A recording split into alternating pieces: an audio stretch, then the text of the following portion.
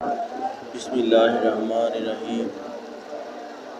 حضور اقدس صلی اللہ علیہ وسلم کا پاک ارشاد ہے کہ وہ شخص مومن نہیں جو خود تو پیٹ بھر کر کھانا کھا لے اور پاس ہی اس کا پڑوسی بھوکا رہے۔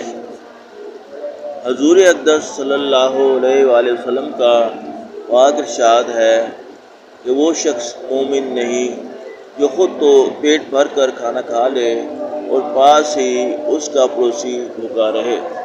فائدہ: یقیناً جس شخص کے پاس اتنا ہے کہ وہ پیٹ بھر کر کھا سکتا ہے اور پاس ہی بھوکا پڑوسی ہے، اس کے لیے ہرگز زیبا نہیں کہ خود پیٹ بھر کر کھائے اور وہ غریب بھوک میں تلملاتا رہے۔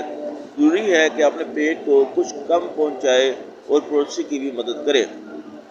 ایک حدیث میں ہے، حضور نبی اکرم صلی اللہ علیہ وآلہ وسلم نے ارشاد فرمایا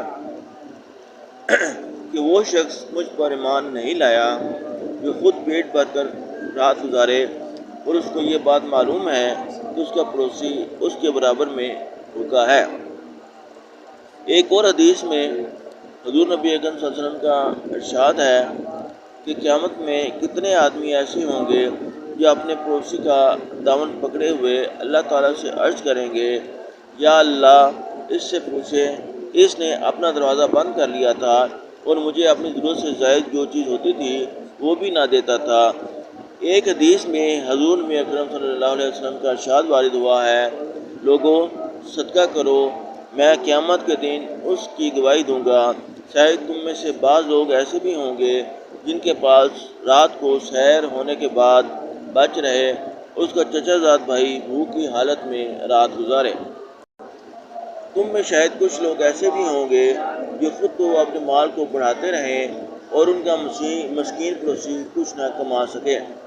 ایک اور حدیث میں حضور نبی اکرم صلی اللہ علیہ وآلہ وسلم کا ارشاد وارد ہوا ہے کہ آدمی کے بخل کے لیے یہ کافی ہے کہ وہ یوں کہے کہ میں اپنا حق پورا کا پورا لوں گا، اس میں سے ذرا سا بھی نہیں چھوڑوں گا، یعنی تقسیم وغیرہ میں رشتہ داروں سے ہو یا پڑوسیوں سے اپنا حق وصول کرنے کی فکر میں لگا رہے۔